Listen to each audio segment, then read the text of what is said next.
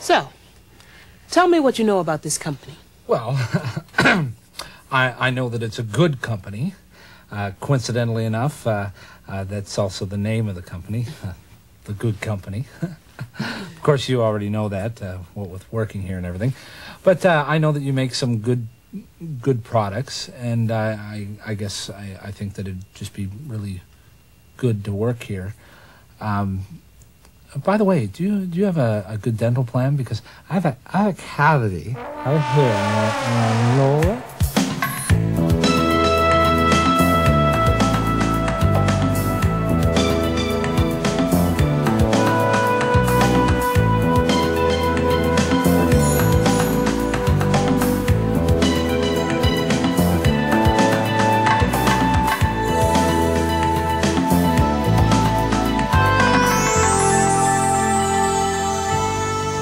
Job interviews. It's where you make it or break it. And if you're not prepared, well... Hi, I'm Sharon Lewis, and welcome to Business Communications. In this program, a group of experts will tell us about a process that will help you perform well in that most nerve-wracking of situations, the interview. That process includes preparation, what you need to do before the interview, and selling yourself from how you look to how you act, and follow-up, the forgotten key to making a lasting impression. Now, putting that process into action won't guarantee success, but it will improve your chances of landing the job. Of course, the first step in making a lasting impression is to make a good first impression. First impressions are everything. It's terribly cliche, but it's terribly true. What happens is, try to imagine the first time you meet someone.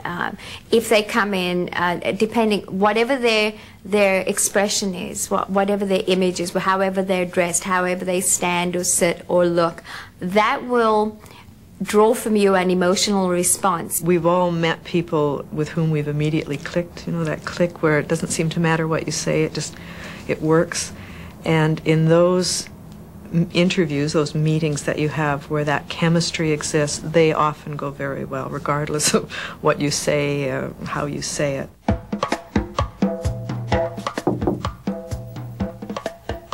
Is this where the interview is being held? That's what the sign outside says. Hi, I'm Jane Harding. Oh, nice to meet you, Jane.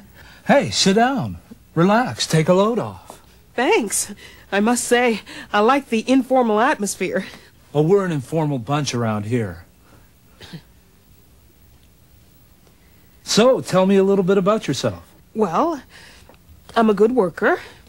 I'm experienced. I'm an excellent team player. Excellent. Excellent.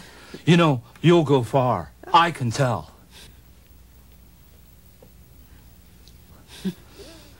So, what do you do in your spare time? Well, I like camping. I scuba dive. No kidding, so do I. Where do you like to go? Oh, look at the time. I gotta fly. I'm in a rush. If I don't get these windows done today, the boss is gonna kill me. Have a good interview.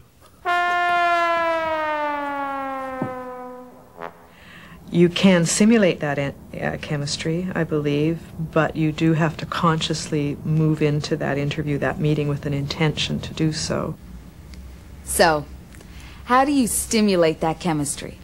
Well, it starts with how well you've prepared yourself for the interview, how much you know about yourself, and therefore how well you're able to talk about yourself. Equally important is how much you know about your employer. Now, even how you look plays a very important role. The first thing I would do is try and put myself in the employer's shoes. If as you prepare for an interview, you can consciously say, if I were hiring for this job right now, if I were the employer, what is it that I would be looking for? What sort of skills would I be looking for? What kind of personality? What kind of experience? What kind of background? And the more you can understand and anticipate need, the more you can prepare to discuss yourself in terms of those needs. Research, research, research. Being extremely prepared to, well, knowing what the interviewer's work has been in the past and what their company is about will give you an opportunity to turn the tables a bit and say, oh yes, and I've heard that you have been doing this work lately. That's very interesting to me. How you look is part of how you present yourself and can be as important as what you know. Looking the part is very important. I mean, if someone holds up a wonderful painting to you, and it's beautiful and it's wonderfully done and it's in a nice frame, but right down the middle of it there's a scratch, what do you see? You see the scratch, and grooming is like that. Keep in mind the situation for which you're being interviewed for. Advertising agency versus a bank versus a small manufacturing company. So be aware of the environment you're going into, and generally be conscious of what you are going to put on that morning and make sure it makes sense for the situation.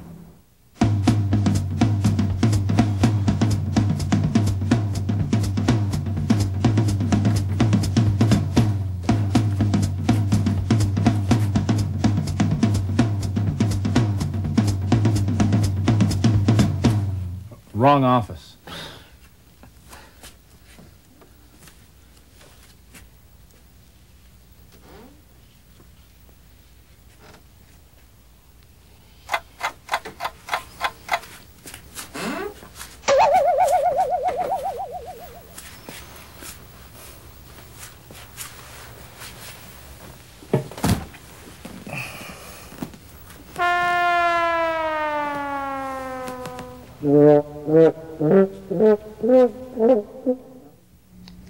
It's important to remember that an interview is a two-way street.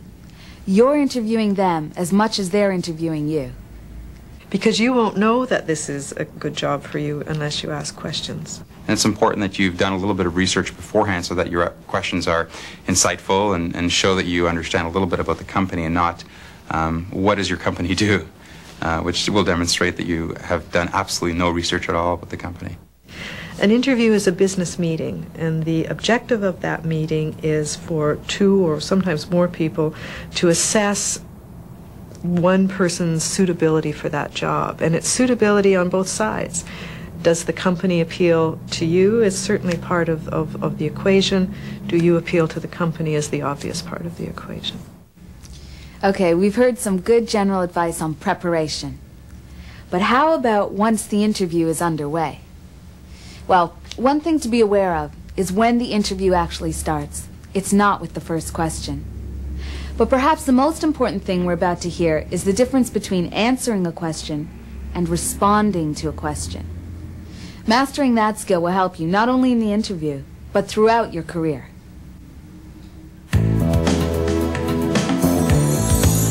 The interview begins when you walk in the door of the place of business. Some people will walk in, for example, and because they're nervous often, be curt with the receptionist or not pleasant. And interviewers will often come out after an interview or to the receptionist and say, what did you think of that person? What were they like? You know? So it begins the minute you walk in the door of that place of business. In the interview, you need to sell yourself. And you do that by responding to the interviewer's questions, not simply answering them. Answering would just be answering the basic questions. You know, if the interviewer says, what have you been doing lately? Saying, oh, I'm going to school. Well, that would be the bare answer. Well, what about the real responding? Well, I'm going to school and I'm learning this, and oh, I'm really involved in this, and going a little beyond the question in a positive way. Very often an employer will have a specific need that they need filled. So if you listen very carefully to what it is they want and then respond to that with an appropriate answer, with how you can fill that particular need, I think that's the difference between answering and responding. So, what kinds of things did you do in your last job? Well, I was a courier, so there was like a lot of running around and, you know, picking things up and dropping things off. And sometimes you got to work in dispatch, and so that was all right, because you got to tell the other drivers where to go and stuff. And so what kinds of things did you do in your last job? Well, I worked for a courier company. That helped me to develop my organizational and communication skills. It taught me to be self-motivated. I'm also an excellent time manager. All qualities that I think would serve me well working with this company. And there's more to the interview than just answering questions. There's also follow-up, which should never be forgotten. Following up an interview can be almost as important as the interview itself. It is a wonderful, wonderful mechanism. For instance, if you're really bombed on a question in the interview, it is a great opportunity to go back and revisit that issue. You may want to strengthen whatever it is that you've said. Maybe there was an important aspect that you forgot, an important skill that or important experience that you've forgotten to add. You can add it in that letter. There was one fellow I know of who didn't get a job, and he heard that he didn't get a job that he really wanted, and he said that he wanted to kick the wall, but instead of kicking the wall, he sat down, wrote a letter saying, "Thanks for the interview, and I really enjoyed meeting you, and I hope in the future, if something comes up, you will consider me." And their number one choice didn't pan out for one reason or another, and 2 weeks later he got the call and was offered the job. First thing is research and preparedness, and then I say extra preparedness. So making sure your material's ready as it will be, that you're mentally prepared, that you're physically prepared if necessary. I think the most important thing to remember is that if you can accurately present yourself in terms of how you are and give the interviewer a true reflection of who you are, that's the best that you can do, because then you know you're going to be getting into a situation that you're well suited for and that you're going to do well in. Do your research, anticipate needs, and prepare to talk about yourself as someone who can meet those needs. Preparation, knowing yourself, your skills and strengths, and researching your potential employer. Selling yourself, making a good impression, and responding to questions as opposed to just answering them. Follow-up, sending a thank you note, and selling yourself once again. Those are the keys to a successful job interview. Here's a couple of other pointers to keep in mind during the interview.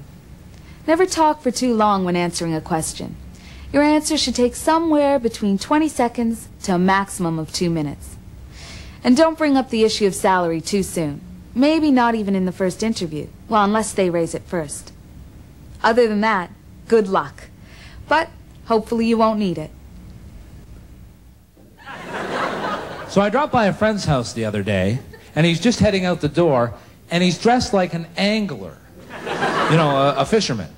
He's got on these thigh-high rubber boots and this vest with like 1,000,000 pockets and one of those really dangerous hats with like hooks all over it. And that's right, so he looks like an idiot. So I say to him, "You look like an idiot. And where are you going?" He says, "Out to get a job." I say, "You don't just go fishing for a job. I mean, it's a very thought-out process. What kind of job are you going to get looking like that anyhow?" He says, "A sales clerk in a sporting goods store." So there you go. Dress for...